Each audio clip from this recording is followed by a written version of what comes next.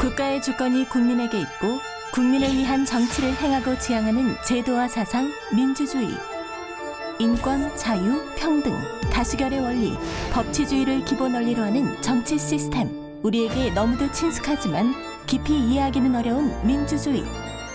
고대와 현재를 관통하는 명저들을 통해 오늘날 민주주의를 만드는 사상들을 만나고 민주주의의 미래를 고민해보는 시간. 한 권의 책과 함께 민주주의를 조금 더 가깝게 만나본다. 네, 책 한 권에 담긴 민주주의 사상을 이야기합니다. 민주주의를 책으로 읽고 생각해보는 민주주의를 만나는 시간. 안녕하세요, 김소영입니다. 어느덧 민주주의를 만나는 시간, 오늘이 12월의 마지막 시간이 되었습니다.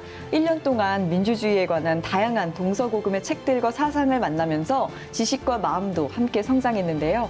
그 마지막 시간, 오늘은 어떤 사상을 이야기할지 다양한 분야에서 자신들의 생각을 나눠주실 세 분을 모셨습니다. 먼저 민주주의를 만나는 시간, 대망의 마지막 총정리를 해주실 박의경 교수님 모셨습니다. 안녕하세요. 네, 안녕하세요. 민주주의를 만나는 시간을 빼놓을 수 없는 시간이죠. 사람들의 생각으로 세상을 읽어주는 빅리더, 빅데이터 전문가 김덕진 부소장님, 그리고 MZ세대를 대표하는 박준하 학생 모셨습니다. 안녕하세요. 네, 안녕하세요. 반갑습니다. 안녕하세요.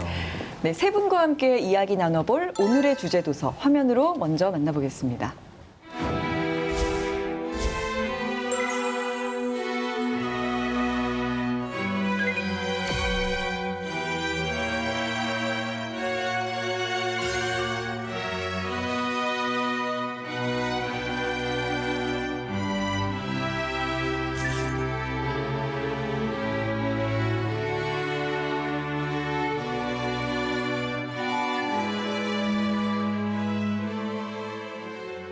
오늘의 주제 도서는 로버트 달의 민주주의와 그 비판자들입니다.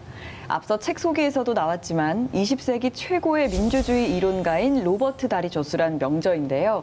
이번 책 다들 어떻게 읽으셨나요? 일단은요, 저는 이번 주제 도서 듣고 찾아보면서 정말 이런 표현 쓰고 싶은데 압도됐다. 이런 표현 쓰고 싶어요. 왜냐하면 이 일단 설명이 보세요. 20세기 최고의 민주주의 이론서, 민주주의의 신고전, 네. 또 민주주의 연구의 결정판, 뭐 이런 평가들에 일단 압도가 됐고, 네네. 더 압도된 건 역시 이 책의 두께. 와, 정말 압도가 안 될 수가 없더라고요. 정말 네, 두꺼워요. 이 민주주의를 만나는 시간 끝까지 쉬운 프로그램 아닙니다. 네, 역시 책이 좀 쉽지만은 않았는데 준하 학생은 어떠셨어요? 네, 저는 정치 외교학과에서 이제 전공 기초 필독서로 이게 지정이 되어 있어서 예전에 읽다가 너무 두꺼워가지고 저도 이게 좀 지루하더라고요. 네, 이렇게 근데 필독서가 이렇게 두꺼워요. 네, 그래서 읽어보고 이것저것 자료 조사를 했는데 생각보다 로버트 달 교수님께서 굉장히 유명하신 분이셔서 더 기대가 됩니다, 오늘. 네, 준하 학생이 얘기한 것처럼 민주주의와 그 비판자들 하면 저자인 로버트 달을 빼놓을 수가 없을 것 같습니다. 교수님께서 잠시 저자에 대해 소개를 해주시면 좋을 것 같은데요. 네. 이미 소개에서도 나왔지만 로버트 달은 현대 사회에서의 최고의 민주주의 이론가입니다. 현대 민주주의 이론가라고 얘기할 수 있어요. 그러니까 말하자면 1956년 첫 저작부터 2006년 마지막 저작까지 한 60년 동안 초지일관 민주주의에 관한 이론을 제시한 분이고요. 현실에 적용된 민주주의가 과연 어떤 모습인지 여기에 대한 아주 심층적인 연구를 했습니다.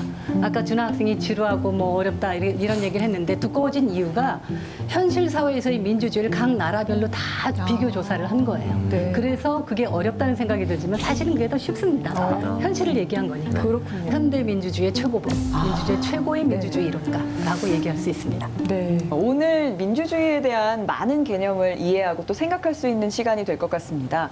오늘 교수님 강연 주제가 우리들의 민주주의, 민주주의와 그 비판자들인데요. 이 강연 주제를 이렇게 정하신 이유가 있을까요? 로버트 달이 이 책에서 계속 얘기하는 게 시민의 역량입니다. 그래서 로버트 달이 이 민주주의 연구를 60년을 어떻게 계속하게 되었을까 할 때 보통 사람들의 역량에 대한 신뢰가 있었다라고 얘기를 합니다. 그 보통 사람들이 누구냐? 다른 사람들이 아니라 나, 너, 그 합한 나, 너가 있는 우리라는 거죠. 그래서 우리들의 민주주의라는 제목을 한번 상정해 봤고요. 네. 바로 내 거라는 겁니다. 민주주의. 네.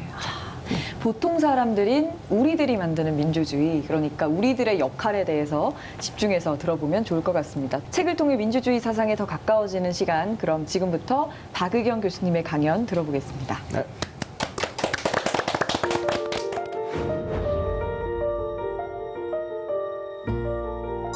네, 우리가 교육과정에서 전체 교육과정을 얘기하는 겁니다. 그리고 일상의 삶을 얘기하면서 수없이 들어왔던 말이 민주주의입니다. 그러면 민주주의는 과연 뭘까요?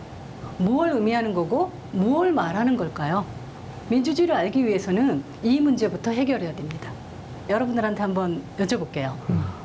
학교에서 민주주의를 뭐라고 배웠나요? 민주주의 하면 생각나는 게 뭡니까? 평등? 자유? 자유평등? 학교에서는 다수결의 원칙. 아, 그래도 역시 선거를 빼놓을 수 없지 않을까요? 네, 다 맞습니다.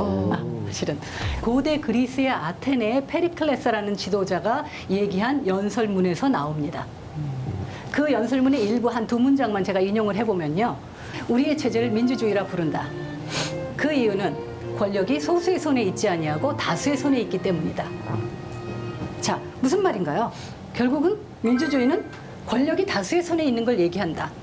그러면 권력이 다수의 손에 있다라는 말에서 발견되는 개념은 뭘까요? 그게 바로 여러분이 잘 알고 있는 자유와 평등입니다. 기본적으로 결국 민주주의 기본 개념은 자유평등이고, 민주주의가 제대로 작동하기 위해서 필요한 중심축은 다수에 의한 지배가 되는 겁니다. 다시 말해서 우리가 알고 있는 민주주의는 자유롭고 평등한 모든 이들이 권력을 가진 자들이고 그들에 의해 공동체가 통치되고 지배된다는 겁니다.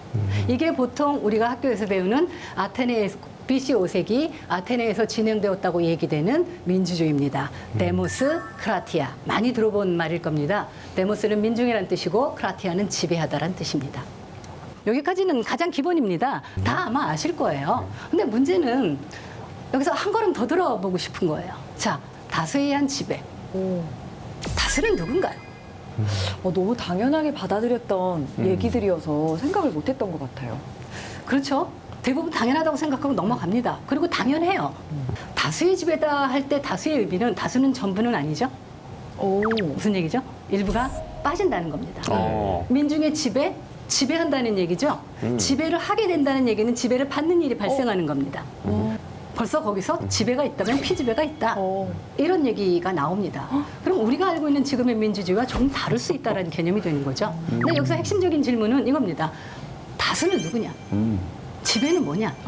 민중의 지배라는 거는 뭘 어떻게 한다는 거냐? 이걸 한번 생각해 보자는 거죠. 갑자기 저는 머리가 막 대혼란이 오고 있어요. 이거 제가 알고 있던 지식이 이거 다 틀린 건가? 뭐 이런 생각 들기도 하는데요. 아니요, 틀린 거 아닙니다. 생각은 맞으세요. 근데 문제는 구체적이지 않다는 거죠. 일단 민주주의 기원이라고 얘기한 아테네 얘기를 몇 번 했으니까요. 가볼까요? 거기서 다수는 누구였을까요? 아테네에서 사는 사람들 전체였을까요? 제가 생각할 때는 아마도 이게 옛날 시대니까 아마 남자만이 아닐까 뭐 이런 생각이 좀 들기도 하네요. 생각해보니까 노예가 아닌 평민들이 해당됐을 것 같다는 생각이 드는데 네, 어떠세요? 저도 이제 여성을 제외한 성인 남성이라고 알고 있습니다. 네.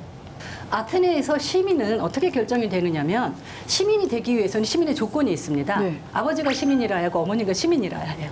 시민과 시민 사이에서 태어난 자녀가 시민이 될 수 있는 자격을 일단 가지고 있습니다. 그런데 그중에서 남성이라는 거죠. 쉽게 얘기하면 우리 신라 시대로 얘기하면 성골 이렇게 얘기될 수 있는 겁니다. 그렇다면 자연스럽게 빠지는 게 생기죠. 그렇죠? 남성이니까 여성 빠지죠. 노예에 빠지죠. 계층 사회였으니까. 그리고 이방인 당연히 안 되겠죠. 시민의 자격이 없습니다. 그러니까 일반적으로 시민이라고 얘기하지만 아테네 인구 전부가 아니었고 일부였다는 얘기가 되죠. 게다가 아까 잠깐 언급했지만 지배할 자질이 있는 자, 통치할 능력이 있는 자라고 했죠. 그렇다면 능력이 없는 자들은 또 빠진다는 얘기가 되지 않겠습니까? 그럼요. 기본적으로. 그래서 로버트 달은 그리스 민주주의가 한계가 있다라고 얘기하고 세 가지 한계를 지적을 합니다. 시민의 범주가 제한적이다. 네. 그리고 그리스가 얘기하는 자유는 뭐냐?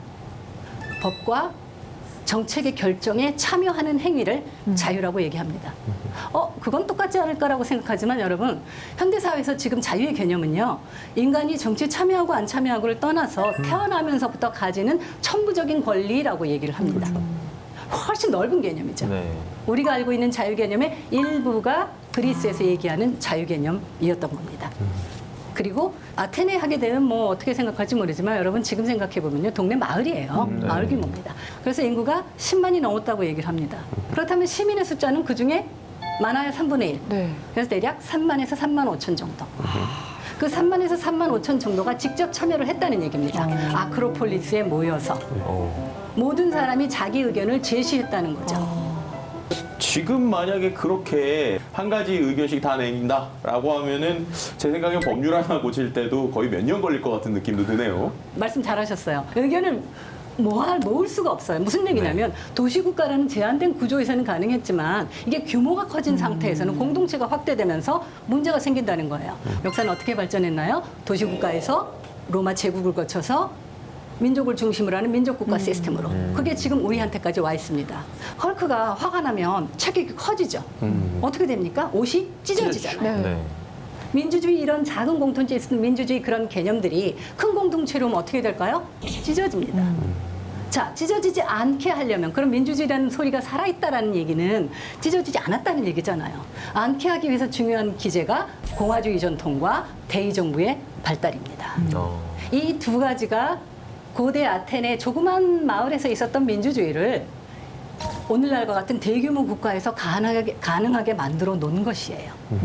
공화주의 혹시 들어봤나요? 네. 네, 저 학교에서 저는 배운 대로 얘기를 좀 드리자면 정치 사회면에서 사적 이익과 개인의 소극적 자유에 관한 권리보다 공적 이익과 공동체의 안녕을 더 중요시하는 정치 철학이라고 배웠습니다.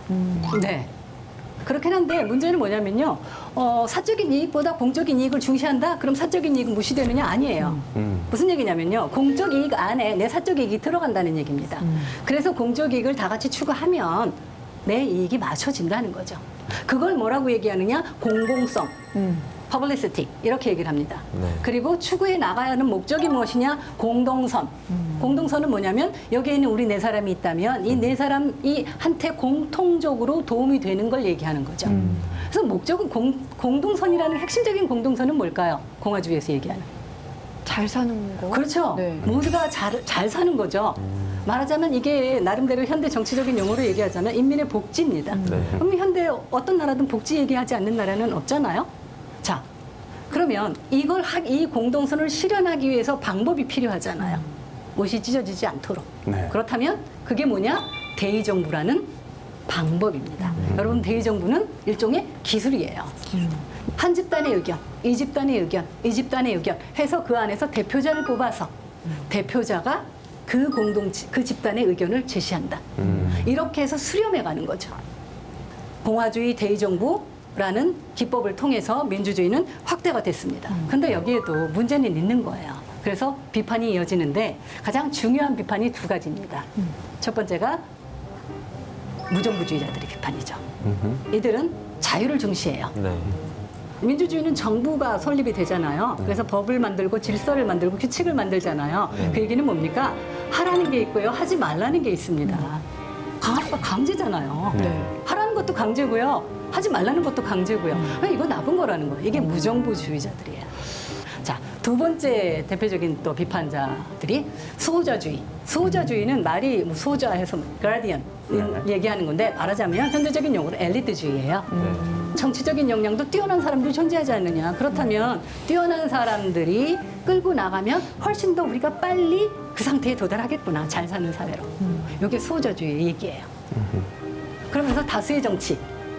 이건 너무 시간이 오래 걸리고 어떻게 보면 결과가 좋아진다는 보장도 없고 무능하다고 이렇게 생각을 해요. 여러분은 여기에 대해서 어떤 생각을 가지고 계시나요?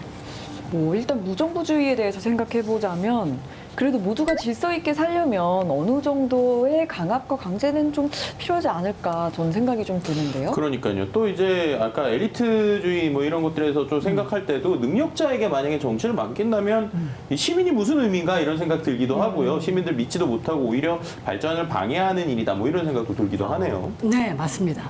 그들의 입장, 비판하는 사람들의 입장에서는 변명이라고 얘기할 수도 있는데 로버트 다는 이렇게 얘기를 해요. 무정부주의자들의 이야기는 현재 인간이 사는 사회가 이상적인 사회다라는 가정하에 가능하다는 겁니다. 근데 인간이 사는 사회가 역사적으로 이상적인 사회는 없었죠. 네. 완전한 적도 없었죠. 그러니까 무슨 얘기냐? 여러분 여기에 용어가 굉장히 중요한 용어들이 나옵니다. 아주 쉬운 용어인데 가능한 최선의 사회는 가능한 최선의 국가로 가야 한다. 뭐죠? 가능한 최선의 사회. 가능한 최선의 국가는 뭐냐?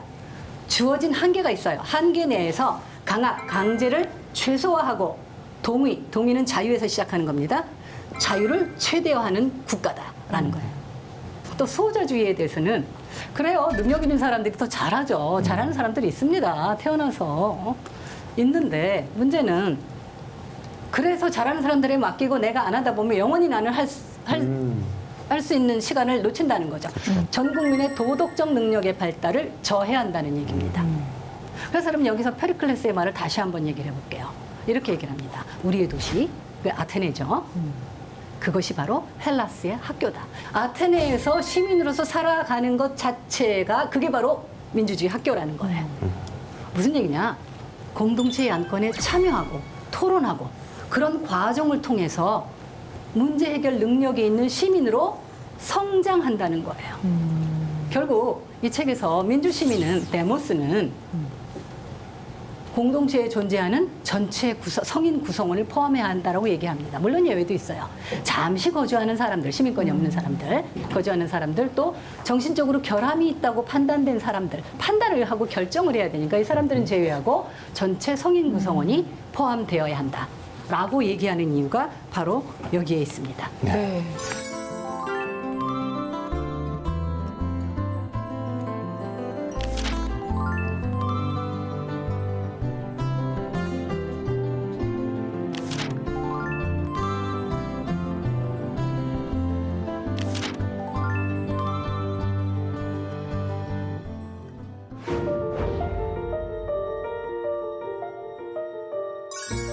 민주주의는 무엇을 하는가? 자, 무엇인가를 알았으면 이제 무엇을 하는가? 또 어떻게 하는가? 말하자면 절차와 과정이죠. 거기에 대해서 한번 얘기해 보도록 하겠습니다. 민주주의는 결과일까요? 과정일까요? 여러분, 로버트 달은 그냥 단적으로 얘기를 합니다. 민주주의는 과정이다. 민주주의는 이상적 체제가 아니라 실현 가능한 최선의 체제를 목표로 합니다. 이상은 뭐냐? 모든 사람들이 자유롭고 평등하게 사는 거예요. 이게 최종 목적지예요. 그리고 이게 최종 목적지라면 내가 여기 있고 거기로 가는 과정이 민주주의다라고 얘기를 하는 겁니다. 실행 가능한 자유를 최대한 실현하는 도구. 연결이 돼 있는데요. 그래서 인간을 발달시키는 도구. 요걸 세 가지로 굉장히 길게 얘기를 합니다. 첫 번째가 광범위한 일반적 자유예요. 우리가 알고 있는 언론, 출판, 집회, 결사의 자유, 헌법에 나오는 여러 가지 기본 자유를 얘기합니다. 이런 자유를 통해서 인간이 그런 자유를 누리면 결과는 뭔데요? 그런 자유를 통해서 내가 내 일상을 선택을 하고 나면 거기에 대한 내 선택에 대한 책임감을 가지게 된다는 얘기죠.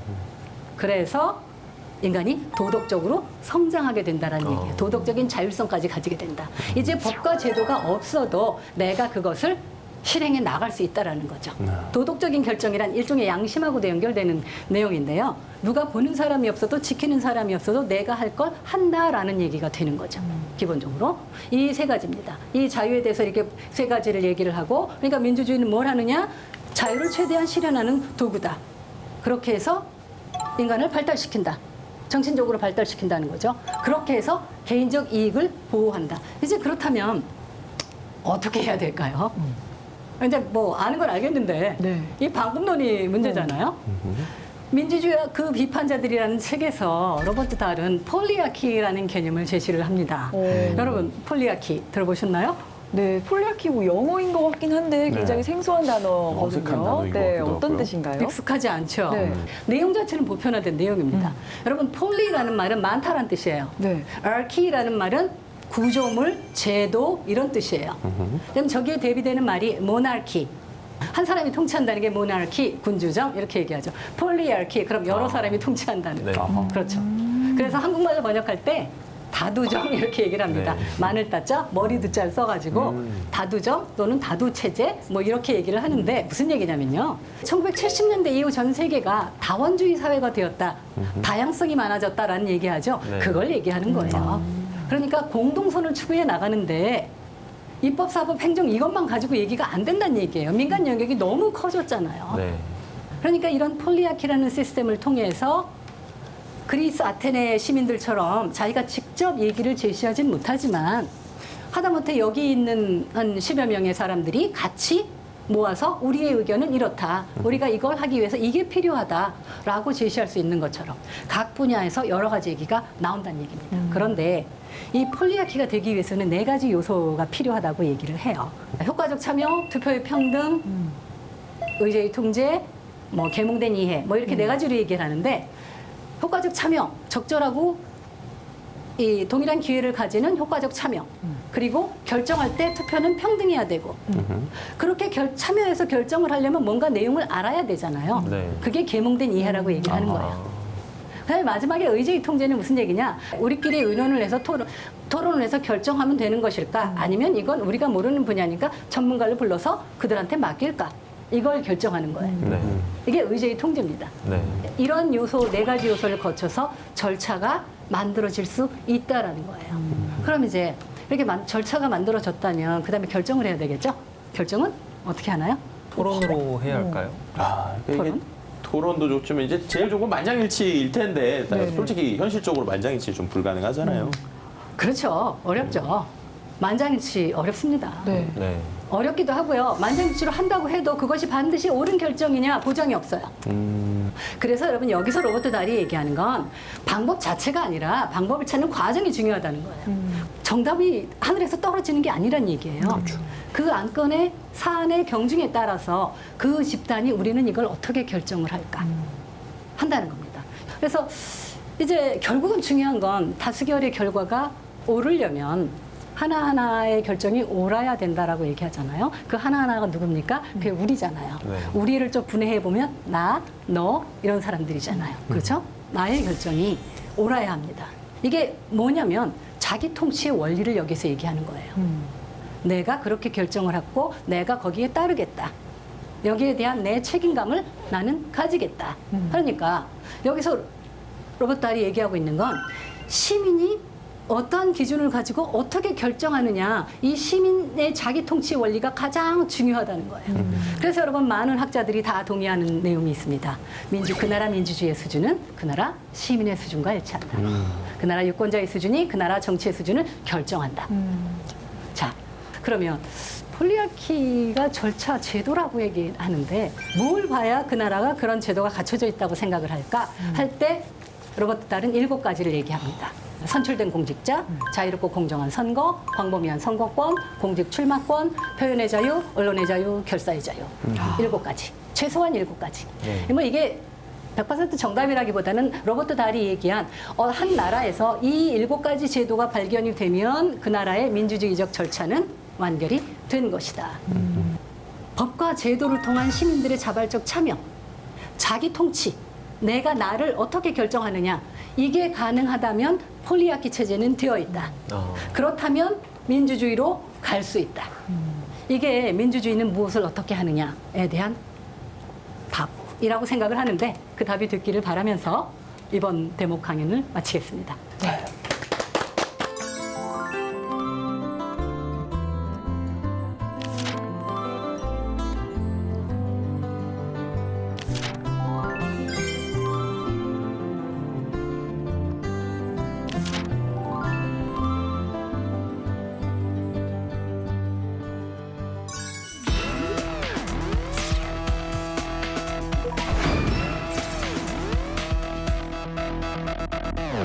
빅데이터로 읽는 세상 빅리더의 김덕진 부소장님. 네. 오늘도 우리 시민들의 생각을 엿볼 수 있는 키워드 준비해 오셨죠? 그러니까요. 오늘 참 민주주의 만나는 시간 마지막 시간이라는 게 너무 아쉬워서 네. 다른 때보다 엄청나게 더 두껍게 한번 준비를 해봤는데요. 이 네네. 민주주의와 그 비판자들 어떤 키워드 또 어떤 내용들이 숨어 있는지 분석 내용 한번 이야기 나눠보도록 하겠습니다. 이 민주주의와 그 비판자들 첫 번째 키워드는요. 역시 민주주의하면 빼놓을 수 없는 그것. 다수결에 대한 이야기입니다. 다수결 같은 경우에 지난 1년 동안의 검색어를 좀 봤는데요. 가장 많이 나온 단어는 역시 민주주의라고 하는 키워드였고요. 그 다음으로 많이 나온 게 정의라고 하는 키워드였어요. 대부분의 시민들이 이제 민주주의의 어떠한 결정 방식이 다수결인 것이 역시 여전히 뭐 가장 정의로운 방법이다라는 데 이제 동의하는 어느 정도의 결과들을 볼 수 있었는데 좀 흥미로운 부분이 네. 얼마 전에 이제 우리나라 특히나 이제 전 세계를 아주 히트시켰던 이 드라마가 있죠. 네. 오징어 게임이라고 하는 네. 드라마 기억나실 겁니다. 근데 이 소셜 데이터에서 다수결과 관련된 키워드 하반기에 오징어 게임과 관련된 많은 언급이 있었다는 거예요. 드라마 보신 분들은 알겠지만 이 내용에 그런 게 있어요. 이 다수가 만약에 합의를 하면 이 위험한 게임을 멈출 수 있다라는 부분이 있는데 이게 어떻게 보면은 현대 이제 우리 사회에 다수결의 단면을 좀 풍자한 것이다라고 볼 수 있는 것 같아요. 왜냐하면 그럼에도 불구하고 멈추지 않잖아요. 네네네. 그렇죠? 이런 부분이 좀 있었던 것 같습니다. 확실히 그 드라마를 생각해도 이 다수결에 대한 의사결정이 막 꼭 옳은 건 아니다라는 걸 알 수가 있네요. 네, 맞아요. 저도 드라마에서 이제 보면 승자는 살아남고 이제 패자는 처참하게 죽는 그런 게임 룰로 이제 진행이 되는데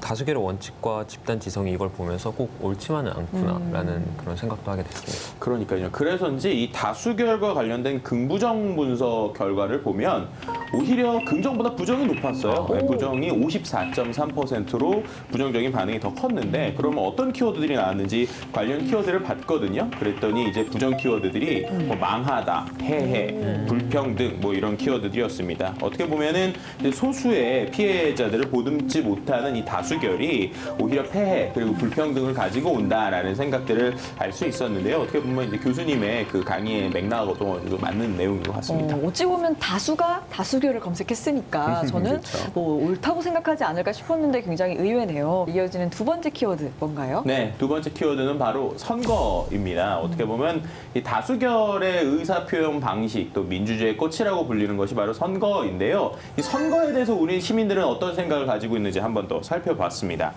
일단은 연관 검색어를 살펴봤는데 가장 많이 나온 연관 검색어 역시 선거일이었습니다.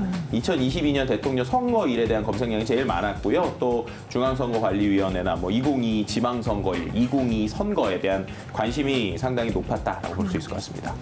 뭐 다들 우리 시민들이 정치에 무관심한 거 아닌가 걱정하곤 하는데 꼭 그렇지는 않은 것 같아요. 그러니까요. 특히나 이제 흥미로웠던 부분이요. 이 연령대별 관심도, 연령대별 검색량인데요.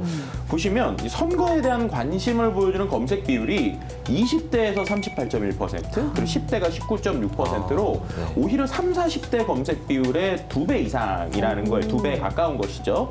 어떻게 보면 이렇게 진취적이고 적극적인 젊은 층의 선거에 대한 관심 무척 반가웠다라고 얘기할 수 있을 것 같습니다. 그럼 마지막 세 번째 키워드 소개해 주시죠. 네, 뭐 민주주의 그 비판자들의 세 번째 키워드는요, 바로 민주주의입니다.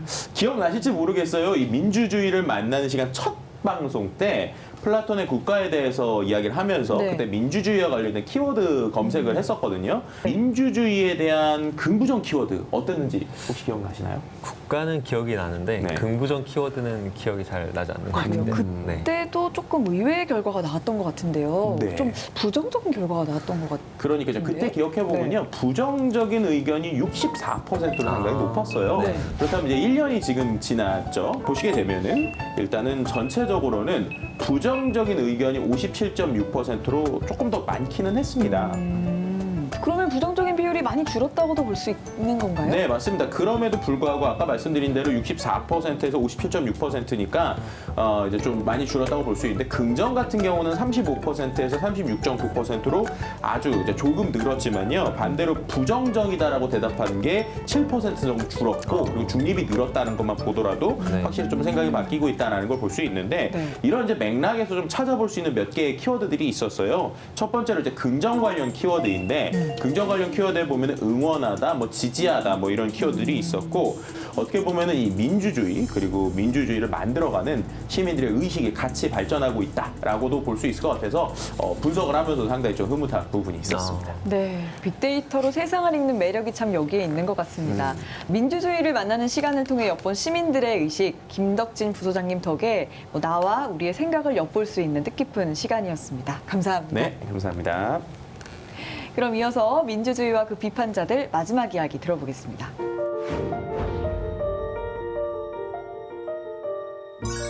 자, 지금까지 무엇이냐, 이제 어떻게 하느냐까지 얘기를 했습니다. 그렇다면 이제 앞으로 무엇을 해야 할까요? 이제 우리 과제라고도 얘기할 수 있죠. 그럼 간단하게 얘기하는 건 민주주의 기본 개념 뭐라고 제가 말씀드렸나요? 자유와 평등이라고 얘기를 했죠. 뭡니까? 자유와 평등이 조화를 이루어야 한다는 겁니다. 근데 여러분, 이 말에도 자유와 평등의 조화를 얘기하는 이유는 그게 쉽게 되는 게 아니기 때문이에요. 왜냐하면 모든 사람이 자유로워요. 내 자유를, 모든 사람이 내 자유를 극단적으로 추구를 하게 되면 평등이 깨집니다. 무슨 얘기냐? 자유와 평등은 외나무 아래에서 만납니다. 어느 하나가 잘못하면 밀릴 수도 있어요. 근데 두 가지 다 포기할 수는 없다는 거죠. 그게 민주주의 기본이니까. 네.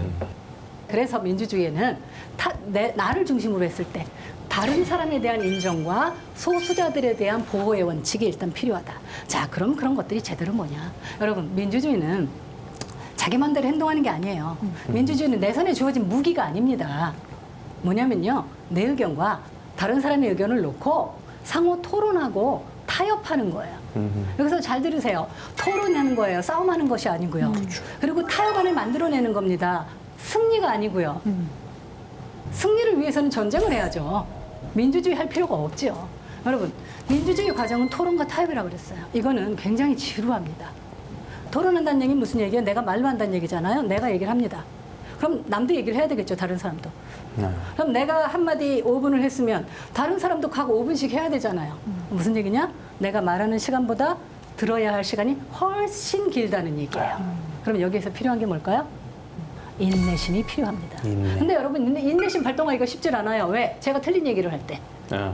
내가 맞다고 생각을 하는데 저 사람이 틀린 얘기를 자꾸 하면 못 참아요. 네. 그리고 사실 그게 맞죠. 너무 틀린 얘기 하나씩 들을 수는 없잖아요.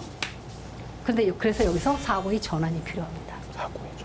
내 주장이, 내가 생각하는 정의가, 내가 생각하는 공정이 언제나 옳은 건 아니다. 나 확신하지만 나도 틀릴 수 있고 너도 옳을 수 있다.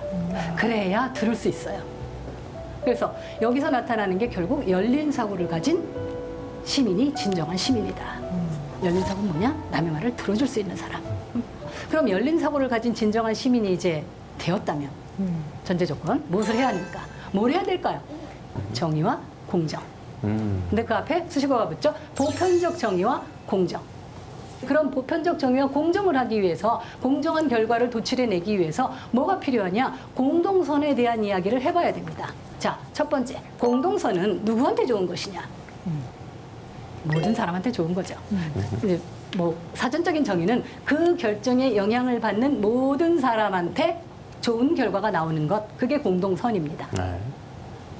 두 번째, 공동선은 그러면 어떻게 결정할 것이냐? 그게 두 번째 단계에서 얘기한 민주적 절차를 통해서. 세 번째, 그럼 공동선은 뭐냐? 근데 내용이 중요하잖아요. 뭔데 그렇게 지루한 과정, 토론과 타협의 과정을 거쳐야 되느냐?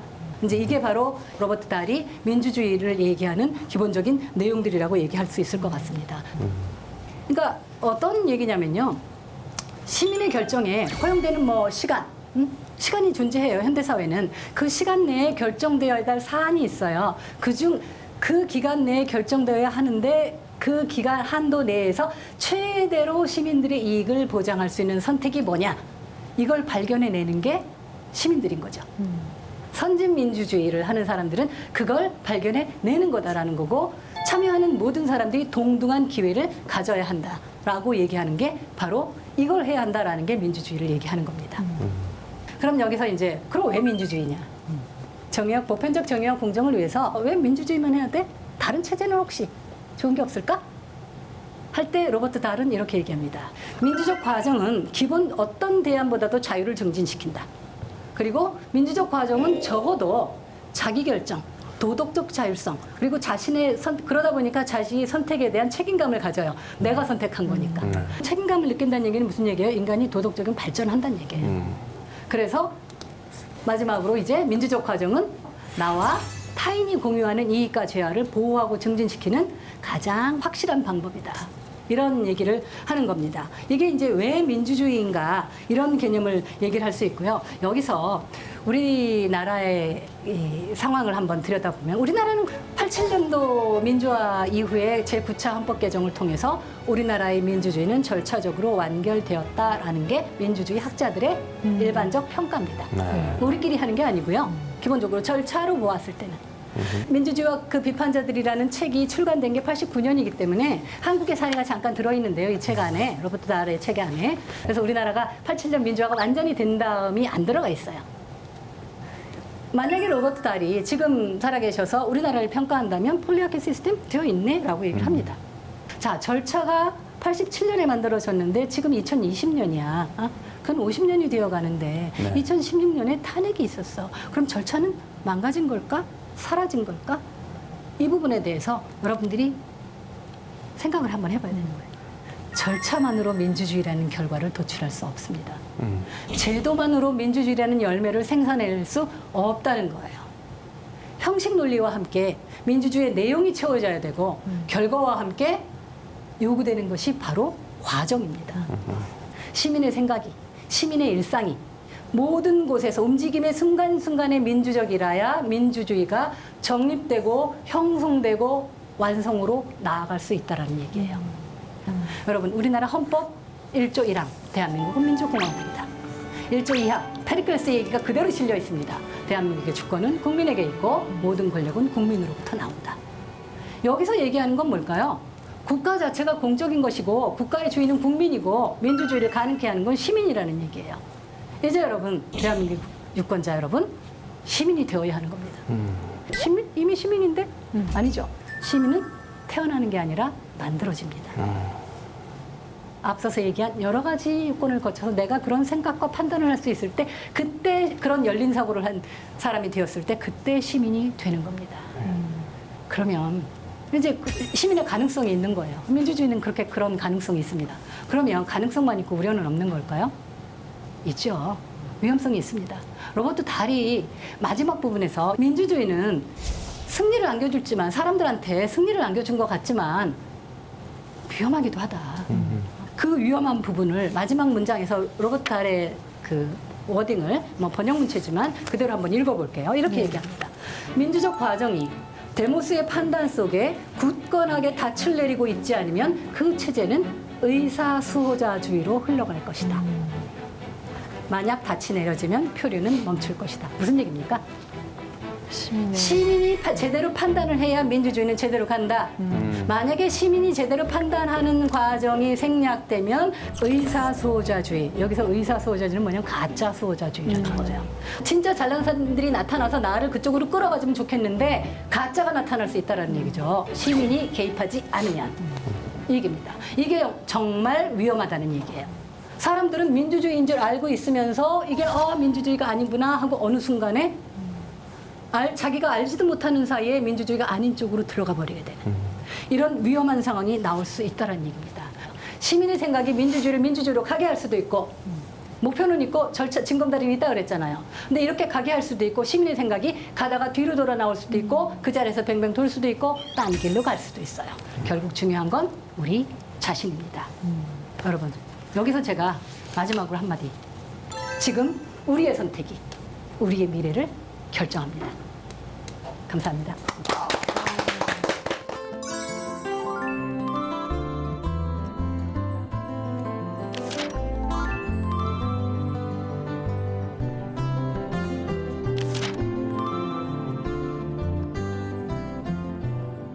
네, 그냥 흘려들었던 얘기들도 이렇게 책과 강연으로 들으니까 저희가 꼭 지켜나가야 할 삶의 명제가 되는 것 같습니다. 이어지는 순서는 주제도서와 함께 읽으면 좋은 책, 짝꿍도서를 소개하는 시간인데요. 토크빌의 책, 미국의 민주주의입니다. 미국의 민주주의, 박희균 교수님이 추천해 주셨다고 하는데 어떤 의미에서 짝꿍도서로 추천해 주신 건가요? 출판된 시기적으로 보면 1830년에 미국의 민주주의를 보고 프랑스의 판사가 미국 여행을 하면서 미국의 민주주의를 보고 쓴 책이 미국의 민주주의입니다. 당시 프랑스는 어떤 상황이었을까요? 여러분 1830년대 프랑스를 얘기해 줄 수 있는 거 여러분들이 많이 봤을 거예요. 레미제라블. 그게 1830년대 프랑스를 얘기해 주는 겁니다. 아주 엉망인 사회잖아요. 그 시기에 프랑스의 판사가 미국을 갔어요. 근데 미국은 그렇지 않더라라는 얘기예요. 이건 뭐가 다르냐라는 거죠. 1830년에 미국의 민주주의를 쓰면서도 토크빌은 가장 중요한 주제가 자유의 가능성과 평등의 위험성이에요. 결국 그 위험성을 돌파하는 건 누구냐? 결국 시민들의 개입이다. 정치활동이다. 170년이 지났지만 로버트 다할의 결론도 결국 그렇습니다. 오늘의 주제 도서와 또 일맥상통하는 면이 많은 것 같습니다. 결국 어떤 사상이든 국가든 사람만이 답이 아닐까 싶은데요. 오늘 함께한 시간 두 분은 어떠셨나요? 네, 일단 저는요, 이 스스로 좀 정치 사회 참여적이라고 생각했는데 돌아보니까 참여적이기 때문에 그냥 따라갔다라는 생각이 좀 많이 드는 것 같아요. 그래서 늘 깨어있는 머리 그리고 가슴으로 건강한 시민이 되어야겠다라는 생각도 해보게 됐습니다. 네, 저는 정치적 인내심을 제가 가지고 성숙한 시민이라는 그런 의식을 항상 기억을 하면서 저의 권리와 의무를 다해야겠다는 그런 생각을 하게 됐습니다. 네. 진정한 자유와 평등을 지키기 위해 평범한 보통 사람들의 요구에 기초를 둔 정치체제, 민주주의. 21세기 우리는 어디에 있고 어디로 가야 하는가에 대한 대답이 오늘 강연이 아니었을까 싶습니다.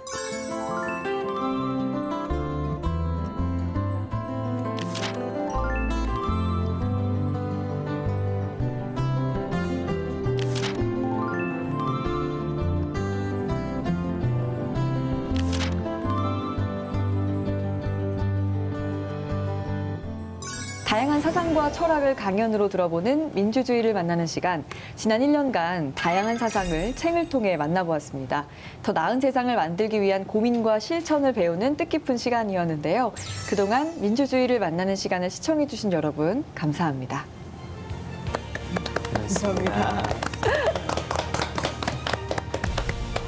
민주주의는 권력이 다수의 손에 있는 걸 얘기한다. 다수는 전부는 아니죠. 민중의 지배를 하게 된다는 얘기는 지배를 받는 일이 발생하는 겁니다. 그 하나하나가 누굽니까? 그게 우리잖아요. 로버트 다할이 얘기하고 있는 건 시민이 어떤 기준을 가지고 어떻게 결정하느냐. 지금 우리의 선택이 우리의 미래를 결정합니다.